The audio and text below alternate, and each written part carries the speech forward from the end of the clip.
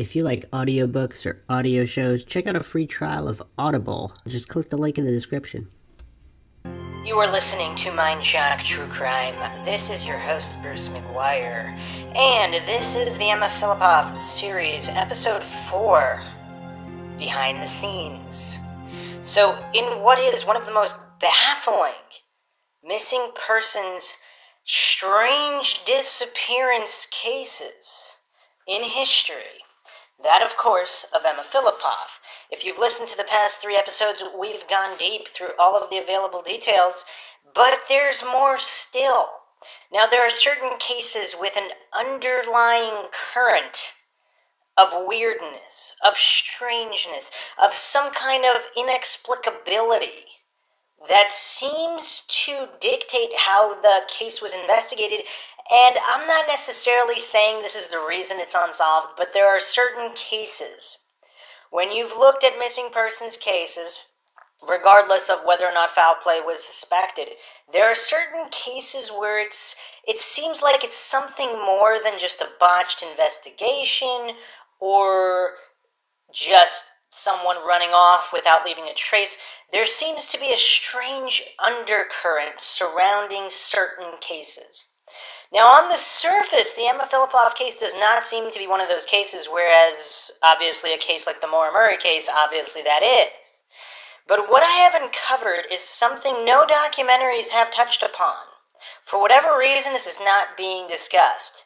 This behind-the-scenes aspect of the investigation and several different parties and authorities involved, this might be the reason the case is unsolved. And this is what we will be discussing today.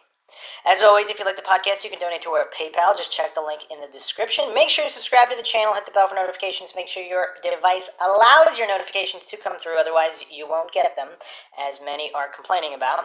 If you like this particular podcast, hit the like button. Feel free to share it across social media platforms. Keep the awareness up, because awareness is what gets cases solved, or gets people to jog their memories, or perhaps individuals might remember overhearing something from a different individual that they didn't think was related to or important to a particular case, where maybe it was. And podcasts, documentaries, websites, anything that brings attention to missing persons or unsolved cold cases is beneficial in keeping that awareness up. Questions, comments, thoughts, theories, suggestions, rebuttals, debunkings, leave them in the comment section. You can check us out on social media, Twitter, Reddit, Facebook, Patreon. Patrons do get priority for case and topic requests. I will try to get to all the cases that have been requested, of which there are dozens and dozens, but if you want your case done within a shorter period of time, become a patron and support the podcast. We could also get out more episodes with more supporters. Alright, so let's jump into this here. Obviously, I went over on how police are not revealing a lot about this case. Sandy Merriman, the shelter where Emma Fillipoff was staying, they're not releasing things. There seems to be some privacy issues, privacy laws, but we don't see this with other cases. That's the thing. Now, there's more to that. So, Sandy Merriman, of course, won't release confidential records in regards to Emma Fillipoff, not even to her family, which is, of course, problematic if she's an endangered person. Now, this is where it gets dicey, because if, let's say, theoretically, if she had an abusive family and she just wanted to escape, obviously a shelter should not be disclosing private information to possibly abusive family members.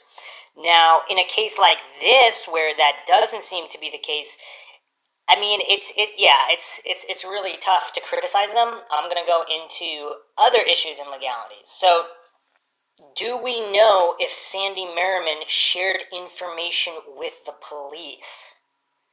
Because if they have a blanket privacy policy, whereas otherwise, if they did share info with the police have more info, what's the deal there? Because the information that could have been released, which I'll be going into what some of that information could be or actually was, if certain individuals are to be believed, they might be operating for specific purposes. Of course, we see this in many, many cases where police withhold certain info on purpose, or if they do have a person of interest or a suspect, they want them behaving in a certain way, so they might actually release outright disinfo or just withhold information that they believe would compromise a criminal case or prosecution. So, of course, many, many online researchers, very astute, many believe that if all the information was revealed, not necessarily to the public, but let's say a third-party investigative agency, like not necessarily a private eye hired by the family with private interest towards the family, but let's say some kind of objective third-party organization that's not connected to the family. They just want to solve cases, especially criminal cases, and if they make certain determinations, they wouldn't necessarily have to inform the family if whatever evidence leads them to believe that Emma did not want her family informed.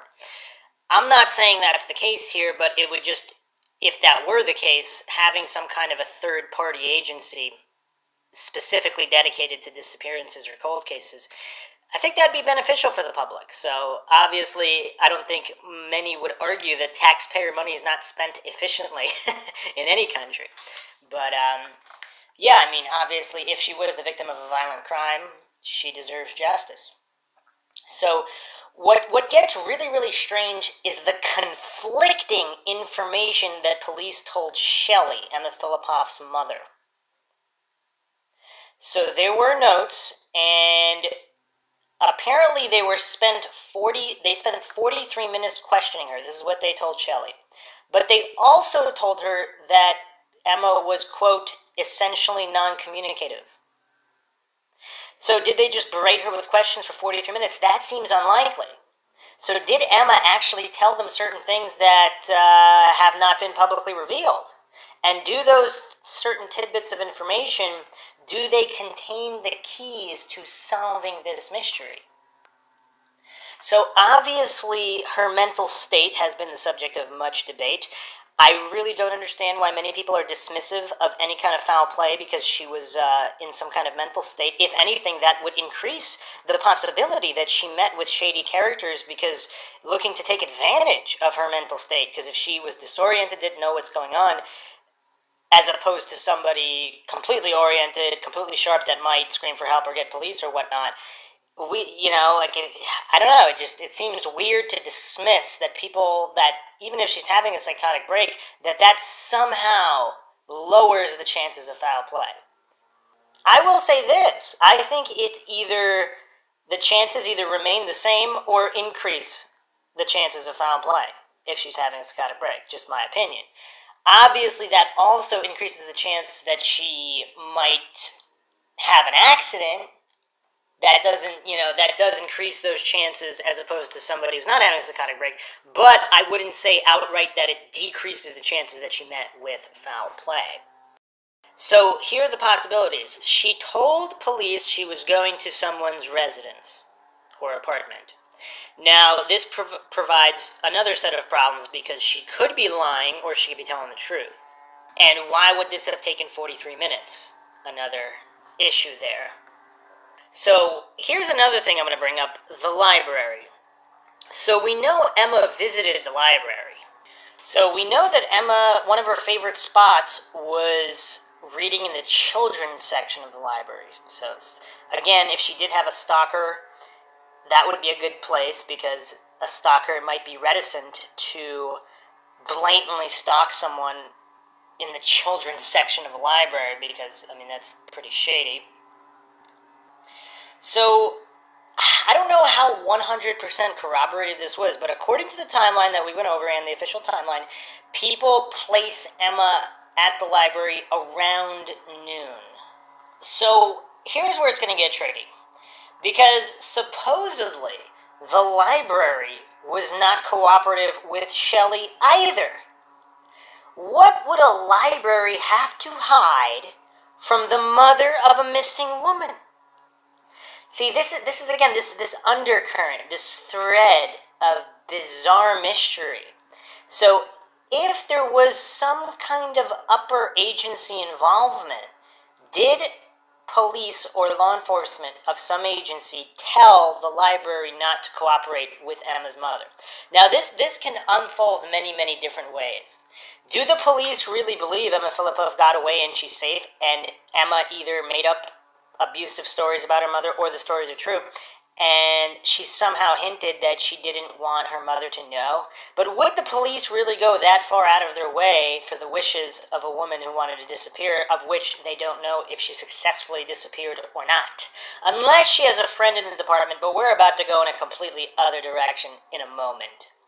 Because if there is certain information that could lead to solving the case, is there some kind of intentional subterfuge being promoted here in this city of Victoria? So here is a post by Shelley's mother. The Victoria Police Department Tech Department was sadly lacking. I convinced them to let me borrow it and took a friend who checked it thoroughly. It provided us with, I believe she's talking about the laptop here. It provided us with some names, emails, and numbers of friends and acquaintances. I got in touch with all of them without much success getting important information. The library was so uncooperative, rude, and unfriendly that it continues to boggle my mind. I was able to discover that she was researching Japan and had hopes of going. Also, the books most recently borrowed were children's books. I have those in my possession. It only tells me that she remained interested in writing children's books and have her dad illustrate them, or she was looking for a way to escape real life by enjoying the lyricism of these books. That was Shelley's post, March 20th, 2015. Although, it could be a combination of the two of those things. So yes, we do have the Japan trip that was supposedly coming up and all these things. This also points away from the people that say that she was just completely mentally disconnected from anything. And I mean, obviously, that doesn't really tell us anything.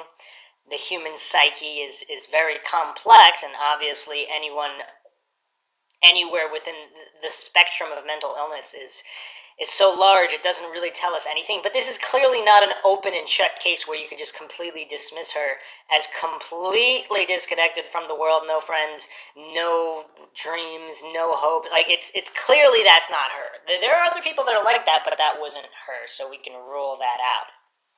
I'm going to read another post from a forum here. Shelley was also frustrated with Sandy Merriman. I can't believe what this woman has gone through in trying to find her daughter.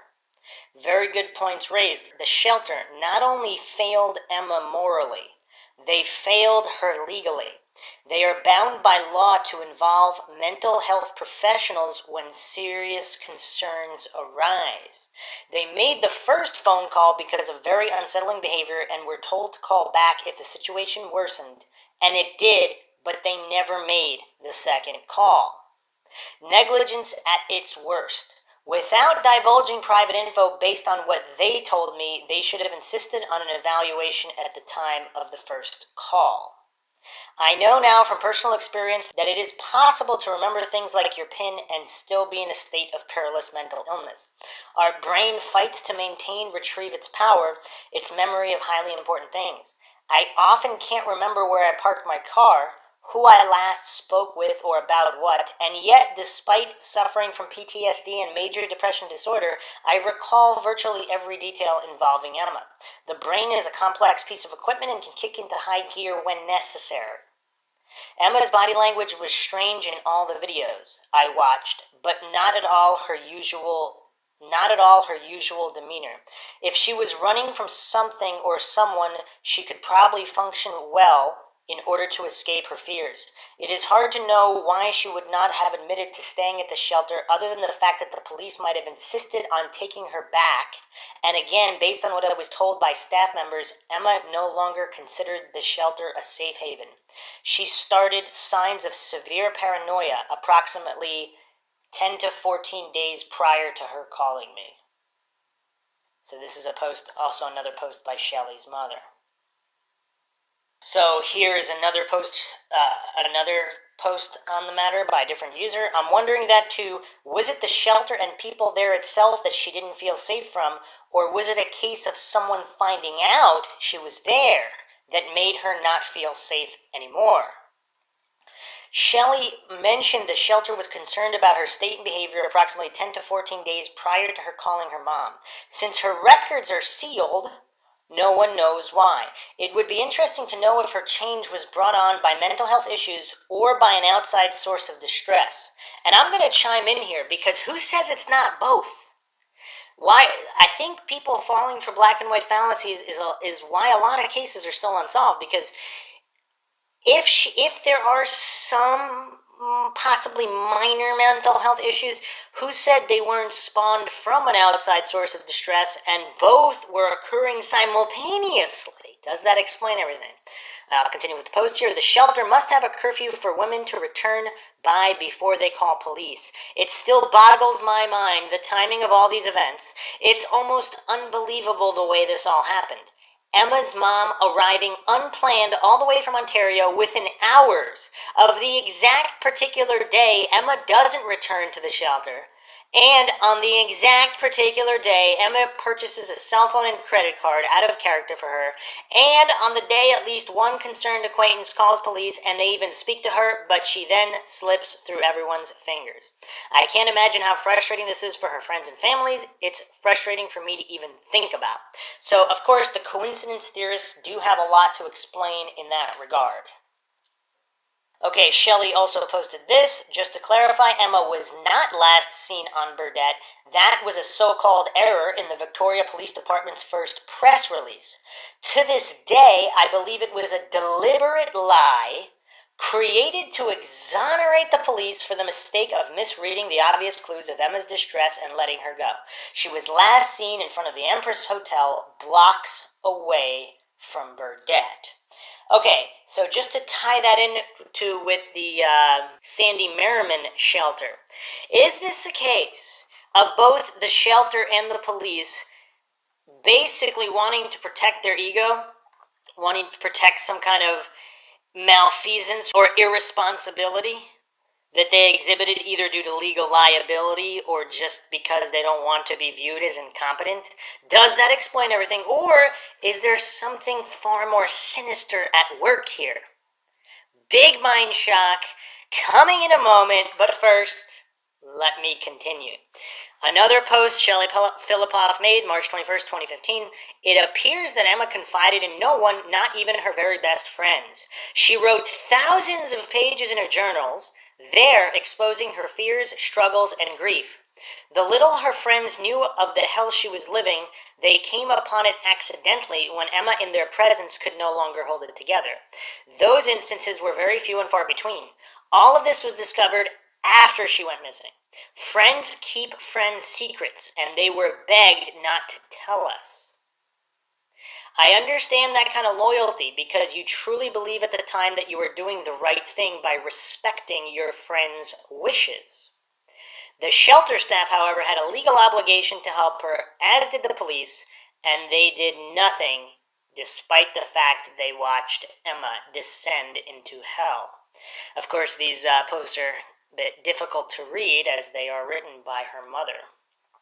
Shelley posted this March 24th, 2015. Alright, so let's look at more information here and get to the mind-shocking aspects of this, which, if true, make this truly one of the most disturbing missing persons cases ever. Apparently, Emma Fillipoff was connected to certain individuals that were advocates for the homeless. Now, I don't know, some people use the word friend, other people use the word acquaintance, but apparently there's one particular woman who's an advocate for the homeless, and she met Emma previous to her disappearance, according to another friend of Emma's.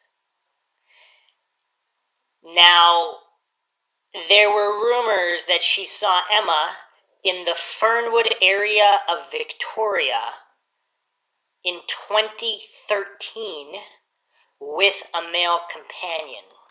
Now, it's not really stated where in 2013. I guess, again, this is a rumor. I don't believe this has been confirmed. I'm talking about the statement. Obviously, there's no confirmed sighting. Was it confirmed that someone said they saw her? Is this some kind of secondhand information? We don't know. I'm only going through information posted on various forums by people who were assisting with the search and whatnot. So she went missing November 28th, 2012. She was seen that early morning, November 29th, which is, of course, the William witness who gave her a ride. He came forward in 2018. So at some point in 2013, there was this rumored sighting from this homeless advocate. Now, of course, that could have been a mistaken sighting. She could have thought she saw Emma when she didn't, but we don't know. But apparently she was familiar with Emma. She had met her prior to the disappearance. Alright, I'm not sure if I went over this, but apparently Emma Fillipoff lived with an individual who is listed here as Jay. She even lived in his hotel room at the Hotel 760 for an entire month. Apparently, she was good friends with this Jay individual. Okay, let's go through this tangled web of these unnamed individuals. There was also a K and a V. Okay, K was good friends with J. K and V happened to rent rooms on Pine Street, next to the E&N Trail, which goes out to Langford, where the credit card was supposedly found. Okay, does this mean that Emma was on her way to some of these friends and or acquaintances that she previously knew?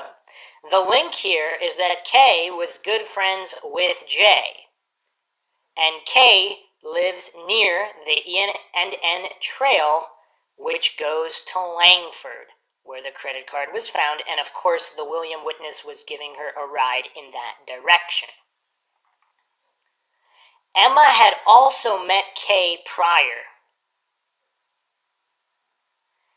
Okay, J told K that V had seen Emma in Fernwood with a boyfriend in 2013, and they were renting a room in a house there. V had also met Emma previously. So these are individuals that are all familiar with Emma who are saying they saw Emma. So this is very, very troubling, because that means, again, they're probably not mistaken. So we're talking about either people who are definitely telling the truth or definitely lying. These are not individuals who only saw her on a poster well after she disappeared. These are individuals, friends and acquaintances, that know exactly what she looks like. Now, what's strange is that they didn't name the boyfriend unless they did, and this account does not have that. So, but one of these individuals is not far from where the credit card was supposedly found. Does that throw up red flags? What do the coincidence theorists say about this? These people are all lying? One of the theories is, of course, she either had an accidental death or she was killed by someone she knew, and these people are covering for that individual. That's always a theory in a missing persons case. Obviously, most women in particularly are more likely to be killed by someone they know. So obviously, boyfriend is the number one culprit, but if it's not a boyfriend or significant other, it's usually someone they know, friend, acquaintance. We cannot ignore these very, very definite FBI statistics that not only are undeniable on paper, but when going through all the cases, it seems like it really does play out like that. So it's not just a case of theory on paper. It seems most women really are harmed by people they know. If not a boyfriend, someone they know. So, okay. I don't really know what to make of that. I can't dissect that too much. Obviously, these are a lot of different rumors. Are these people, I don't know these people, are they druggies and their sense of time can't be trusted? Perhaps Emma did have some kind of a boyfriend, but they place her in Fernwood, which happens to be where this Vicky woman, who's an advocate for the homeless, that apparently Jay was familiar with Vicky, and Vicky had told him, because Jay told Kay that Vicky had seen Emma in Fernwood with a boyfriend in 2013, and they were renting a room in a house in Fernwood in 2013. Now, see, what makes skepticism jump out here is, how did nobody else see her? If she's that close to where she went missing, I mean, there's people looking for her, there's people asking around. Or is she just staying shut in that room? Wouldn't the person who rented them the room, unless the boyfriend rented it, I don't know. It's bizarre. Obviously, theoretically, it's possible. It's possible. I mean, we do have cases where people specifically stay in the town they're supposed to be disappeared in because they figure nobody would look there, but clearly they are looking there. So I really don't know what to make of that bit of information. So here's another very astute post, and we're going to get into, I mean, that wasn't even the Mindshock. That's quite mind-shocking, but that was not even the Mindshock. I'm going to read this post from a very astute online researcher. In case she was really being stalked, and people at the shelter knew about it, aren't they supposed to share that information with law enforcement? I understand that they're not supposed to speak about their customers, but I think that someone going missing after saying she was being stalked and acting like it should force them to speak. In case this was only paranoia induced by a mental illness or something else, then I think they're bound to keep the information private. But still, the way Emma's mother was treated by the staff from the shelter seems highly suspicious to me. Why not try and give the woman some support and comfort instead of acting like they did? Do they have something to hide? And the same goes with the public library staff. Is it simply a lack of empathy, or is there more to it? From what I gather, the issue of homelessness in Victoria is a sensitive one for many, and I get the impression that some people living there may be hasty to categorize and pick sides. Her living in the shelter would lead a lot of people to jump to conclusions, and they may not realize how harmful such judgmental behavior is. Furthermore, there seems to be a bit of a disconnect and clash between law enforcement and the shelters. There was in 2008 anyway, during the right to sleep debate. Don't know how it stands now. Emma Fillipoff knew people who were a thorn in law enforcement's and the city's side. This is very alarming. Is this why they didn't care about Emma or want to help? Is this some BS political posturing and vendettas? So, before I unpack that Mindshock there,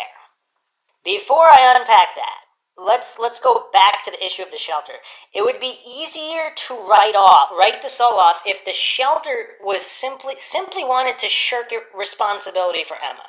So they're going to be rude to her mother, or who knows what Emma told them. Either true or untrue, she might have told them things about her mother, we don't know. So they might have behaved in that way. Or they simply didn't want to be looked at as irresponsible or wrong, they just wanted to sweep it all on the rug. That's a little easier to believe. But when you add the behavior of the library personnel and staff, see, that's where it becomes problematic. Because now we have the police, the shelter, and the library, which is in effect the city. It's very, very perplexing and bizarre, and it's difficult to write all this off as coincidence. It's very, very difficult. The other point I want to make about the shelter, is it possible her so-called stalker was a friend or a family member of someone who worked at the shelter? And maybe, I don't know, for whatever reason, they wanted to cover up that connection, and that explains all these things. I don't know. I'm just throwing that out there. This is Mindshock. We have to explore every single avenue of investigation, because if that's the case, and also particularly, it seems if there was a law enforcement connection as well that we don't see yet. But let's go to this citywide conspiracy. If Emma is friends with homeless advocates who are going up against the city, does this, I mean, in a lot of cases, cities do have lists of troublemakers. Did Emma make a particular list? And if she didn't, was her associate, like a known associate, this Vicky woman? It's very, very strange. Did they want to downplay or not investigate, or was someone actually directly involved in harming Emma that was also involved in this circle with the city? This homelessness situation and homeless advocates, these individuals at shelters, associated with shelters. There definitely seems to be something that's missing in this case that's causing it to be unsolved. Is this the missing piece?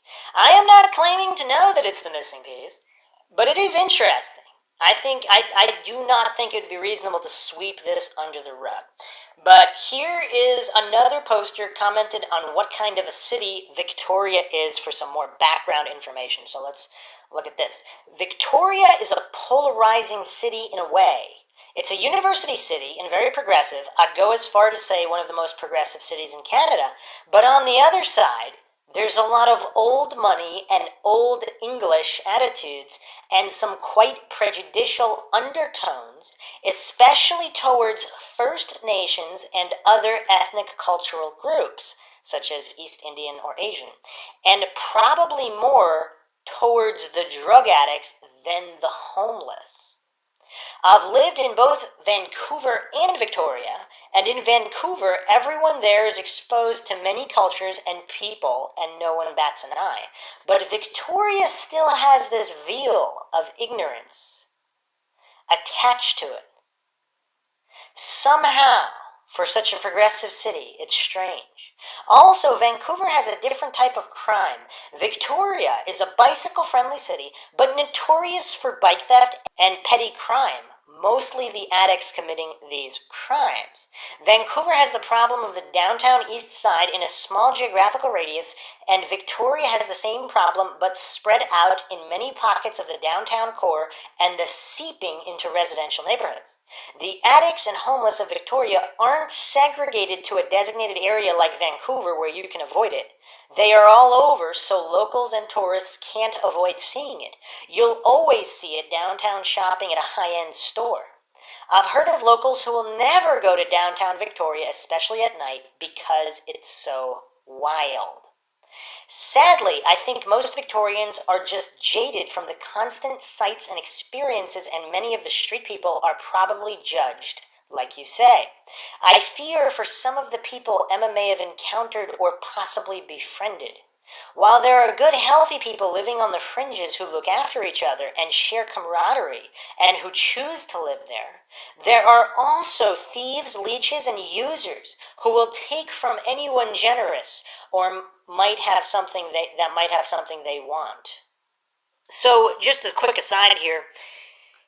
Is this some kind of a more innocent thread that's running through this whole case? Whereas, did police, library officials, it still wouldn't explain the behavior at the shelter, but as far as the police and the library goes, and just the overall attitude in this investigation, was Emma Fillipoff deemed guilty by association with these drug addicts, hoodlums, whatever, criminals, and that's why the investigation was not handled the way it should have been? And, of course, nobody wants that to be exposed, so there would just be this ongoing roadblock in this case. I don't know, but let's continue here with the city. Supposedly, the friends and acquaintances that Emma had and stayed with were not users. But that's, of course, unknown. And this poster said, I think if someone was involved, they are intelligent and functioning in society. I don't think there was another street-type fringe person involved with Emma's disappearance. I'm hoping there was no one involved and she's just lost because of some mental health issues. Sorry for the long post. I'm just trying to give my experience with Victoria so people can get a feel for the city Emma was living in. Okay, was thinking today about all the tunnels and such, storm drains, etc., that run under Victoria, and couldn't help but think this could be a good place to get lost. So we're going to do a quick aside here to Unknown Victoria, unknownvictoria.blogspot.com. This was a post, July 20th, 2006. Oh, tunnels. Monday Magazine did a series this week on exploring Victoria, including a bit with me about the much-rumored tunnels under the city. I'm flattered they considered me an expert on the subject. But the real pros hang out at the Urban Exploration Resource Forum. A lot of the stuff on the forum's Victoria thread is loony chat about how the city's storm drain network may have been used by satanic cults. But local UE folks have also done some serious exploring, especially the extraordinary Jay Peterman, and posted photos of their discoveries. As I mentioned in the book, a bona fide tunnel connects the Parliament building to the Douglas building at 617 Government Street. The UE guys got into it and took photos, you can see here. Although it's not long, there's also a passage under the Bay Street Bridge connecting the Ralmax scrapyard on the north side to the cement works on the south. Purportedly, the remnant of a tunnel used by streetcars that came across the vanished Rock Bay Bridge and then looped up to Bay Street to cross over the Esquimalt. I suspect it's too new for that, but you can see for yourself here. A manhole near the Johnson Street Bridge leads into a flooded crawl space, which you can see here. Another crawl space under Craigdarragh Castle is visible here. Since the city doesn't have many real tunnels, urban explorers have been probing the city's sewers and storm drains. A dangerous hobby since they may trap carbon monoxide from the streets above.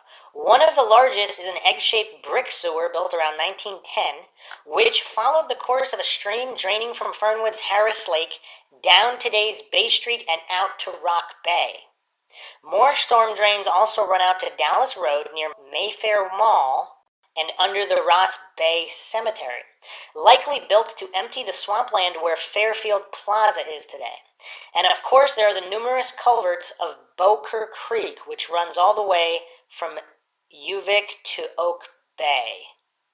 An interesting political angle to the UE discussion is that many of the underground passages are being used by the homeless because they're routinely kicked out of Victoria's public spaces. Last week, for example, the city rousted a dozen vagrants out of Beacon Hill Park. For all its apparent socialist tendencies, Canada has nothing like Sweden's Allemansrätter, a law entitling everyone the right to camp on any land for at least one night. So where are the homeless supposed to go? One solution was hinted at by a sympathetic letter writer to the Times columnist today, who pointed out that Portland has a legal tent city named Dignity Village. If Victoria wised up, it would permit a similar encampment and dig some real tunnels to put the urban legends and amateur sewer inspections to rest. Some of these are really, really creepy, by the way. These crawl spaces and sewers. If someone was going to harm someone, this is right out of a horror movie. So in 2008, there was actually a short film, Under the Garden City, that was about these tunnels. And also on unknownvictoria.blogspot.com, there's a post here from January 30th, 2008. Tunnels exposed. This city pretends that things have been covered over and sealed up. John McFetrick says, pointing to the sidewalk. But they're still there. Standing in front of the Swans Hotel, you might think he's talking about its shuttered basement and its possible connection to the mythic tunnels of Victoria's Chinatown. But the 42-year-old filmmaker is also referring to the city's economic underclass, its homeless population. And as he sees it, both senses of the underground are intimately related. McFetrick explores this link in his short film Under the Garden City as part of the Victoria Film Festival. Tying Victoria's biggest social issue to its most popular urban legend might seem a stretch, or at least it did until last December when several homeless people supposedly set a fire in the former Empress Hotel laundry tunnel under Douglas Street. To McFetrick, the incident proves his thesis. The fact is, there are spaces under Victoria, and they're being used by street people, and the city doesn't want to acknowledge those spaces or the people in them. And so the article goes on to say that some people say a lot of these tunnels don't exist. He's saying they do, but it's all really bizarre. And that's actually, I don't see that talked about in the Emma Fillipoff case because there seem to be ties. If she's friendly, either a friend or an acquaintance with this Vicky woman who's an advocate of the homeless, she's got ties to the homeless community, homeless advocacy individuals who are at odds, butting heads with the city, which includes the police department, which includes libraries. And what does all this say about the investigation as a whole? Now, obviously, I don't think anybody's suggesting that they snuffed Emma Fillipoff out.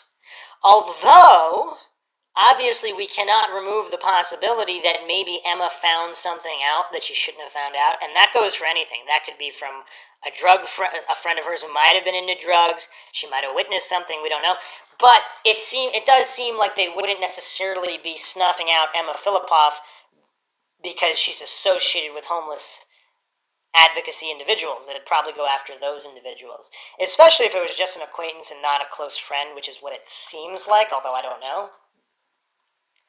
But has there ever been an official search in the tunnels or the sewers? Because some of these tunnels, the city claims they don't even exist, when clearly they do. I mean, there's these urban explorers going around getting photographs that are very, very creepy.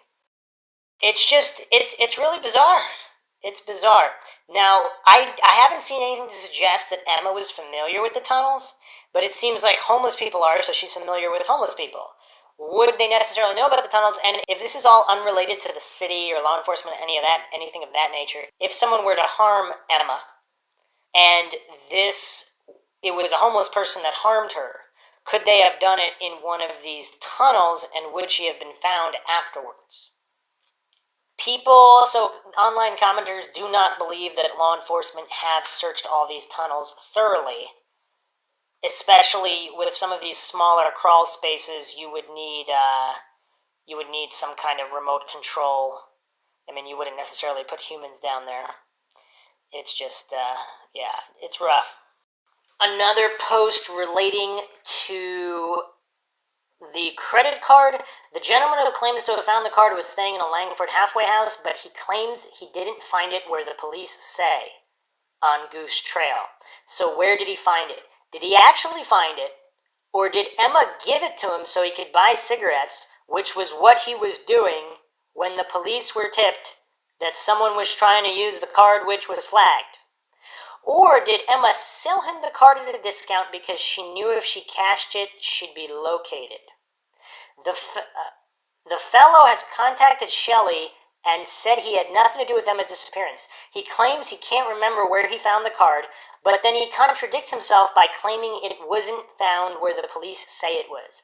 I mean, I'm not sure that's the biggest contradiction, because you would notice if someone made if someone said you found something somewhere, you might not know where you found it, but you would know whether or not you told someone, particularly the police, whether or not you found it in a particular place. So if you don't know where you found it, you would say you didn't tell the police that's where you found it, because you don't know where you found it. I don't know. We've talked about this in previous episodes. I just wanted to add here that this guy was staying at a halfway house. So we have this common theme with the homeless and shelters. is it coincidental that all of this is intersecting? I don't know, but it's really, really bizarre.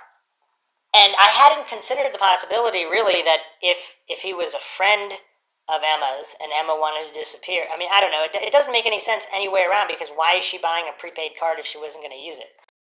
Here's another, let me finish reading this post because there's another piece of information here. If he can contact Shelley again and clarify how he came into possession of the card, that would go a long way to establishing whether Emma was actually in Langford. The police, of course, will reveal nothing, as it is an open file which sits in a file cabinet until further tips come in, which unfortunately hasn't happened. Emma lived on the boat because the women would see her crawling out in the morning from under the trees she was sleeping under, and so offered her space to sleep aboard the boat, which was very nice of her. So this is another witness who said that Emma Fillipoff stayed on her boat, and she also slept under trees. So we have multiple locations where Emma slept, so these are many different locations where she could have been noticed by someone, nefarious or not. But I still, for this, the homelessness thread here with homeless people, shelters, homeless advocates, is there something there? I really do believe that lead needs to be followed up on and investigated thoroughly, because there's something seems off about this case, and I don't know what it is, but is that the missing piece, just the attitudes of the city and police and the issue of homelessness? Is there something there? So there's a couple more anomalies here that I will go over. It's bizarre because either someone's playing a practical joke. I'm just going to go over whether or not, if Emma ran away and she did not want to be found, or were friends responsible, or not friends and acquaintances, whoever was responsible, did they want to make it seem like Emma Fillipoff was just a runaway and didn't want to be found, and is this the way to go about it? Because, of course, there were the reports that Emma Fillipoff took down her own missing persons posters. So again, how many missing persons cases do we have this happen in? In how many missing persons cases are there multiple reports of allegedly the missing person tearing down their own poster? So, okay. The weed shop, the Blue Door, which is next to the Balmoral Hotel on Hastings, the guys in the Blue Door weed shop said they saw a woman matching Emma come into the store, took down the missing poster. She explained she didn't want the poster displayed. No confirmation it was Emma. My friend was friends with a couple of the employees of the Blue Door, and they were the ones that explained what had happened with the poster we put up. That shop has since been sold. That's bizarre. That's really, really bizarre. Because is there a tie-in with the green shirt man that was caught on camera? He claimed to be Emma's boyfriend and tore down her missing poster as well. These are discussion between these online researchers and people involved in the search. I am trying to pinpoint the name of the shop as well as the date that he did this. I am also curious if there were other posters placed in neighboring shops and if he tore those down as well. Why that specific shop? Could Emma have made a purchase earlier that day and she told him about the poster and he went to the shop to remove it? Was there footage from earlier on in that day? He walked into New World on Cordova with the poster in his hand. That's the video that the Fifth Estate used on finding Emma Fillipoff on the Finding Emma program. He looked around the store at clothing and then left that store and went into Hit's boutique next door and gave the poster to the store owner to discard and claimed Emma was his girlfriend. I believe that was May 27th, 2014. 2 years. Here's the post on Facebook from May 27th, 2014.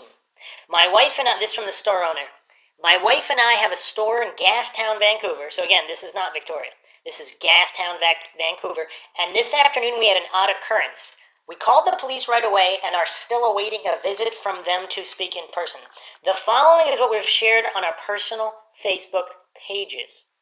Urgent. Please, please, please keep your eyes open, Vancouver peeps. A guy was in our store and asked me to throw something into the trash. He handed me a poster that he had torn off a post that those searching for her obviously made and said, quote, "It's one of those missing persons posters, except she's not missing. She's my girlfriend, and she ran away 'cause she, expletive, hates her parents." I got a very creepy vibe from him as he looked around the shop, and after he left, I called the police right away. If anyone in the Gastown downtown Commercial Drive area today sees a guy looking like this, 6-foot, white guy, short dark hair, bright neon green Quicksilver t-shirt, long pants, jeans, bright neon green canvas Converse high-top sneakers, tattooed on both forearms, swirly outlines of flames. Call 911 right away. We truly hope your daughter is not in any danger and want you to know that we and our friends will do all we can to help you find her. We have acquired these photos from our neighbor's security camera. We will be sharing these with the Vancouver police when they arrive to speak to us. Sorry they aren't the best of quality, but we hope they will help. Alright, so let's back up a moment. So, Hits Boutique, which has since closed. The guys in the Blue Door weed shop next to the Balmoral Hotel on Hastings said a woman matching Emma came into the store and took down the missing poster that had been put up. Alright. This is kind of weird though. Why? He took down a poster, then he went next door and told the store owner to discard the poster. I mean, does that make any sense? I don't know if that makes any sense. Alright. I don't know. Is this guy a disturbed individual? Who knows? That is kind of weird that he said that Emma ran away because she hates her parents. This is 2 years after. I mean, did he know about the issues with her parents? Because Finding Emma did come out in 2013. I believe that's the most famous media regarding the case. It aired, on CBC.ca. It says it will be aired Friday, November 7th, 2014. This incident occurred prior to that. This incident occurred May 27th, 2014. Just before the summer previous. Wikipedia says that The Fifth Estate was aired in 2013. However, when you go to the link in the Wikipedia, it takes you to the CBC.ca website, which says that it would be aired Friday, November 7th, 2014. So it looks like the Wikipedia obviously could be mistaken. It seems less likely that the official website of The Fifth Estate would be less likely to be mistaken about their own episode. So it looks like either this guy was following closely through news articles and whatnot. I don't know. It's how did he know that that there were allegations of issues between her parents? I mean, I don't know. If he's reading newspaper articles, he could have known. Just a weird thing to say in relation to this case. I don't know. Then again, I guess most people who run away probably do run away because they hate their parents. But she was already across the country, so I don't know, it's weird. There were also rumors that someone wrote "found" on the posters at the Greyhound station, at the Victoria Greyhound bus station, not Vancouver. So back in Victoria at the Greyhound station in the early days of the search. Also, several witnesses reported her missing persons posters had been torn down in the downtown East Side. A source at one establishment in the area believes she saw Emma ripping her own poster off the wall. Staff at a hunting fishing store reported a woman resembling Emma asked how to disappear, explaining she had a stalker who followed her from Ontario to Victoria, then Vancouver. Now that's a bizarre thing to say. That is indeed bizarre. One individual who operates online under many pseudonyms described Emma as a junkie living in the DTES, the Downtown East Side. He boasted standing next to her as she tore down her own poster, but would not provide more details and expressed no interest in the reward. Two separate... Okay, this is, Two separate tips originated in Nelson, British Columbia, early in 2014. A hitchhiker matching Emma's description was seen on Highway 3 near the Fillipoff family farm. The second sighting was Slocum Valley, 30 minutes away, where another Fillipoff family member resided, and the sightings remain unconfirmed. I went over these on the previous episode, which was sightings. But, yeah, so... The tearing down of the posters and this guy with the green shirt guy with the tattoos, it's bizarre. But let me close this episode out with, of course, Emma's dog, Oscar. I don't know if I mentioned this bit before, but I'm going to do it again because it's very perplexing. Back when Emma called Shelley asking her to come get her, in attempts to keep Emma on the phone, Shelley had said, "That's wonderful. When I get off the phone, I'll let Oscar know." Emma replied, "Oh, that's okay, Mom. Oscar already knows I'm coming." Now, for whatever reason, that jumps out to me because if you're someone who's pretending to come home while you're making plans to disappear, are you really going to involve the beloved dog in it? Because why would you say that? That seems like a really odd statement if you're just simply lying about everything all the time or you're in it seems odd to me. Oscar already knows I'm coming. So was she really planning to come home? And then, of course, the why reason from all this, was it a stalker? Was it all this other issues? But there's just so many loose ends and unexplained variables in this case. One of the most mind-shocking, I think, is her connection to these homeless advocates and the prevailing attitudes of city personnel. Can we just ignore that? Because, again, in other cities, you don't see this. And then, of course, we have the underground tunnels. We have all these different things that could possibly have played a role in her going missing, but as always, we don't know. And believe it or not, there is even more information in this case that we have not gone over, that we will go over in the following episodes. Hope you guys enjoyed another edition of Mindshock True Crime in the Emma Fillipoff series. If you like the podcast, you can donate to our PayPal. Just check the link in the description. Make sure you subscribe to the channel. Hit the bell for notifications. Questions, comments, thoughts, theories, suggestions. Leave them in the comments section. You can check us out on Twitter, Reddit, Patreon. Patrons do get priority for topic and case requests. And Facebook. This is Bruce McGuire, signing off. Catch you guys next time.